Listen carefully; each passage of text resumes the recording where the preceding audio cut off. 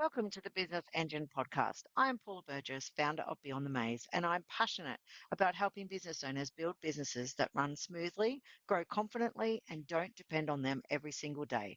Over the years, I've had the privilege of working alongside many incredible business owners, including many who are neurodivergent.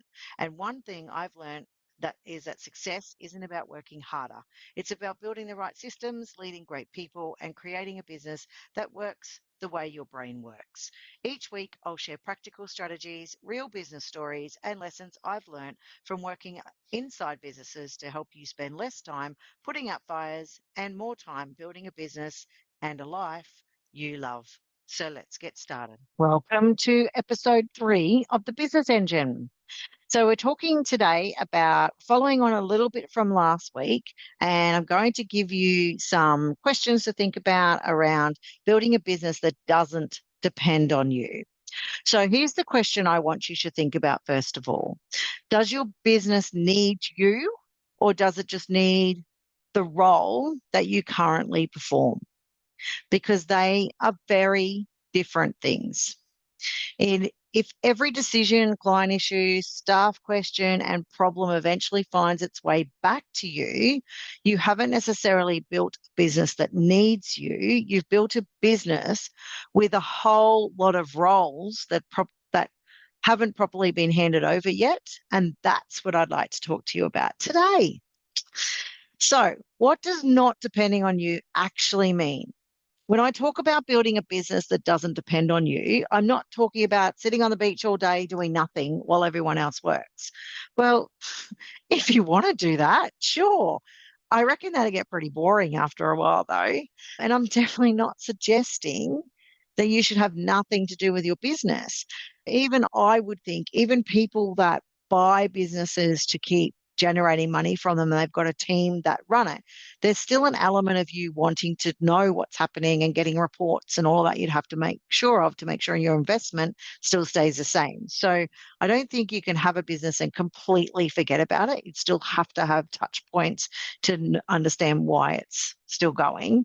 So it's more about the choice in your business. You might love working in your business 5 days a week, which is fantastic, but there's a big difference between I'm here because I want to be and I'm here because I have to be because everything will fall apart if I'm not here. That's the freedom that I want business owners to have. And a business owner shouldn't be the system. Something I've seen repeatedly is the business owner becomes the system. They remember everything. They know which client needs what. So think about a coffee shop, for example. Is it only the business owner that knows what your regulars want? So when the regulars come in, they'll go, "I'll just want the usual, please." How cool is that? But it's only the business owner that knows that. It's not actually the junior that's there most of the time and doing the serving that knows that regular. Why would you want it to be you? Because you can't take that time off and then your regular has to keep repeating what they want. So yeah, it's just think of it that way. And a business owner might be the only one that knows what needs following up, which means you're constantly having to talk to people to say, has this been done? Has this been done? Has this been done? You might know how a particular client likes their invoices done, might know where a particular document lives and nobody else knows, so they're going to have to ask you where it is. Or worse still, it's on a lockdown system that only you can get, but everybody should have access to it, so it hasn't been set up correctly. That's crazy.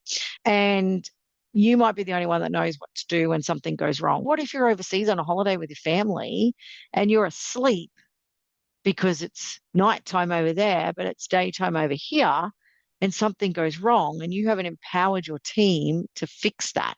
They might potentially go through an entire day of losing an entire day of productivity, or, to be quite frank, pissing clients off because something can't be fixed because you're asleep enjoying your holiday. So that's all fine when you're starting because you're probably not likely to be away from it very often. But as you grow, it becomes really difficult to continue that growth when everything depends on you. So at some point, that information has to get out of your head into systems. And it's not about setting in place SOPs for everything. If you've heard me talk about systems before, follow my Instagram post on Boss Lady Beamer, and there's stacks of stuff on there about being a boss lady, but also a lot of business things in there as well. You might be thinking, here comes Paula telling me about it, setting in place another SOP, which is a standard operating procedure if you're not sure what SOP means. Not necessarily, although I'm a huge believer in processes, not everything needs a 20-page procedure. Hopefully nothing needs a 20-page procedure because you're going to bore the pants off anyone reading it. It sometimes just needs a checklist. Maybe it needs to be automated, and maybe it's just a template that just needs to be filled in. Sometimes it's just a really clear responsibility that you assign to someone. And increasingly, sometimes it's technology or even AI. The question isn't how do I document everything? The better question is how do I make sure this happens consistently without relying on me remembering how to do it? And that is a completely different way of thinking. So the three main things that I look at when I come into a business. So we actually have a model that I have put together called practice flow. I just put model and practice together. So maybe that should be a new word. It's a model called practice flow. And it's a 6-step model that we go in and we audit businesses, have a look at all their systems and processes, and then we work through that model on where we make them better. So the first 3 things I look at are people. One of the first things I'm looking at is their people. Do you have the right people in place for the right things? Are they being assigned the right things? Do they know what their role is? A lot of the time, some people put in place job descriptions, but they haven't really gone through it. It's just a list of things that they need to do. So they don't really know what their responsibility actually is and where their limitations of decisions are. And do they have enough authority to actually do their job without asking you, the owner, for permission every 5 minutes? And I have designed something called a decisions document that will help with that. And it just empowers the team to know what level they need to come to me and what levels they can make their own decisions on. So very rarely do they need to come to me anymore because they know making right decisions. So, for example, we had a difficult client while I was away recently, and I said to the team, if you think that client isn't fitting our values, and one of our values is a culture where everyone wins, neither of us were winning. The client wasn't happy. We weren't happy with the way the client was treating our team. So it just wasn't working. So I'd said to the team, if you think after that phone call that you have with that client while I'm away, if you think it's still not going to work and there's no fixing the relationship between either side, so I'd then politely just say to that client, it's not going to work. So they didn't need to come to me and say, oh, we think we need to get rid of that client. And then I didn't need to interrupt my working trip to then stop and contact the client and say, you know what, this isn't working for us. I'd left it in their hands and I had full confidence that they would have made the right decision for the business and themselves as well. So they didn't need me to make that decision. The decision was made for that client to move along. And so that's giving them the authority and they know where they can make that decision as well. And then the second one we look at is the processes. So does everybody know what happens next? So if a new client comes in, what happens? Now, obviously, everybody doesn't need to know that, but the people that are involved need to know what happens. So we have a client concierge in our team, and she knows when a new lead comes in, then we get them on the phone, we give them a call, or if they booked into the calendar, we do the call, and then she knows the process after that, and we have automation set up for that as well. So it's just a whole series that happens with that.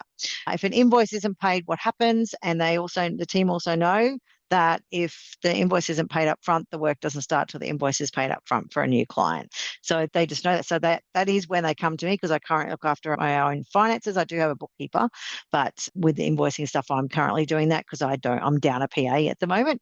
And yeah, so basically they'll say, has that invoice been paid? And then if someone complains, what happens? So we have the client concierge system for that, and it goes through the system before that complaint even gets to me. Obviously, I'm kept up to date with what's happening and any complaints that are being made, but the client concierge handles those complaints without needing to come to me. Only comes to me if it escalates beyond not getting resolved with the client concierge. And then if a staff member leaves, what happens? And we have processes in place for that. So these good processes remove all these different decisions that need to be made. And then what technology have they got in place? So what are we doing manually, but we don't need to? We can automate it. We might need software to do it. Can we use AI for it? And technology shouldn't make your business more difficult. Sometimes, I tell you, sometimes you're like, oh, technology is supposed to make this so much easier, but it's making it hard today. But that's when it's obviously not working as well as it should be. It should actually be removing the workload.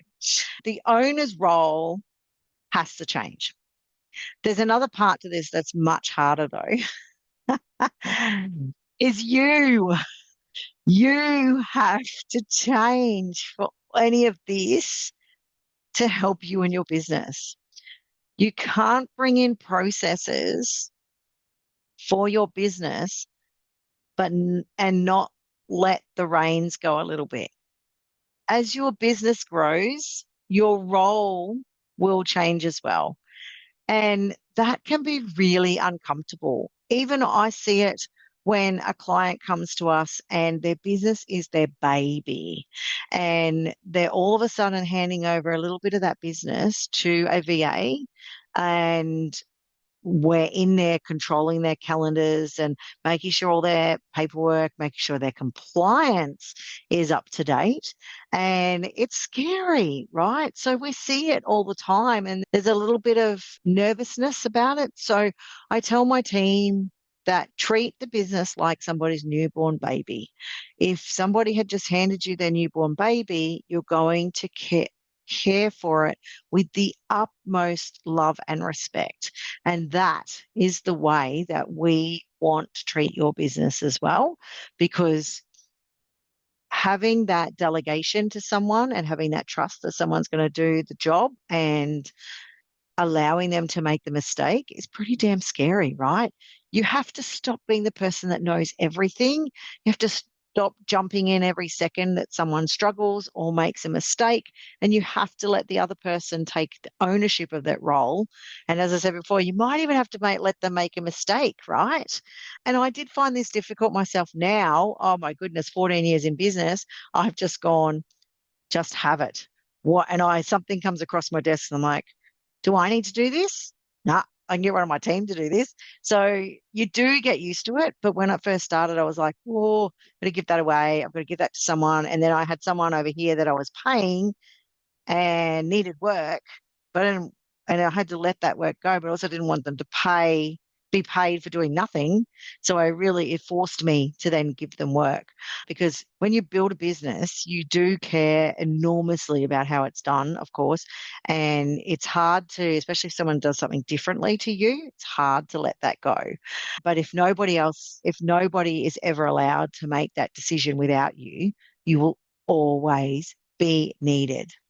And this is something I want to make really clear. I have not perfected this. I am so much better with this, absolutely. And I'm not recording this podcast from a magical place of systems where everything works for me and I've solved every problem in my business. No, far from it. I think the more you delve into this, the more systems need your attention. Maybe not. Actually, it actually does get easier, but the more you delve into it, you're just like, oh, I could do this. And then I do, because systems are my thing. I get a little obsessed. And I've had times when my business has run really well without me, and that's most of the time these days. But I've also had times when shit has hit the fan and a process may not have been put in place for that yet.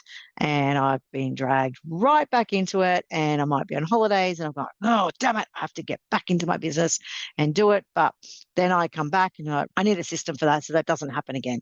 And that's a good test, right? A really good test. When you start doing this, go away for a day or two, don't have anything to do with your business, and see what goes wrong. Scary, huh? Yeah, it's scary, but I want you to do it, because that's when you find what needs to be put in place. And I've had systems that have worked really well. I've had systems that have worked well for a little bit and then they've stopped working because something's changed. And I've delegated things and I've taken them back because I might have given them to the wrong person or it just hasn't worked. But that's business. It's constantly evolving. And the important thing is to recognize when you've become that bottleneck again and doing something about it. And this is especially for our neurodivergent business owners. I don't believe there's a perfect way, one perfect way to run a business. The system works, the system might work brilliantly for one person, but it might be completely useless for someone else because our brains work so differently. So rather than asking what's the right system, I would ask what's the right system for this business and these people. Because it may not only be you who's neurodivergent, or you may not be neurodivergent at all. It might actually be someone on your team. And I have one or two people on my team who are neurodivergent, and I have to constantly think about how they'd be thinking about that whole situation and then go, okay, that's the way they would deal with it, or even just ask them, this is what I'm thinking. What do you think?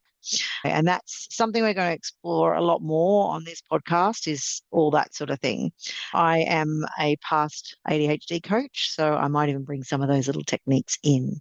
And that brings me to why I've started this Business Engine podcast is I want this to be a place where we talk about the reality of running a business, systems, people, leadership, growth, technology, neurodiversity, the mistakes we make, and the things we make work. Sometimes the things that spectacularly don't work as well. I'll share what I've learned from running my own business, working inside other businesses, and talking to some very clever people along the way down the track, because I don't believe you need another person telling you to just work harder. I want you to keep building a better engine underneath your business. So, like my podcast, I like to finish with a question, and I'd like you to think about after today's episode. What is something you're still doing in your business simply because you have always done it? Not because you're the best person to actually do it, not because it generally requires you, not because you enjoy doing it, you're just still doing it. That's probably a really good place to start. And my pit stop challenge for this week is choose one thing that you're still doing out of that doesn't actually need you. Then decide, do I get rid of that? So eliminate it. Can I automate it? So if you're stuck on automation, have a look what programs you've got. Ask one of the chatbots if you can automate whatever that thing is. Do you need to systemize it, or do you need to give it to someone else who can do a much better job than you can? And just a little bit of a tip, if you give it to someone who enjoys it more than you or can do it better than you, they'll generally do it faster than you can, and it will cost less money because it'll be much more efficient in your time. So just one thing, because you don't transform a business overnight, you improve the engine one component at a time. If you enjoyed today's episode, follow the podcast, leave a review, or share it with another business owner who might need to hear it. If you're ready to build a business that doesn't depend on you, visit beyondthemaze.com.au. Until next time, keep building better systems, keep moving forward, stay in the driver's seat of your business, and I'll see you back on the track next week. Bye.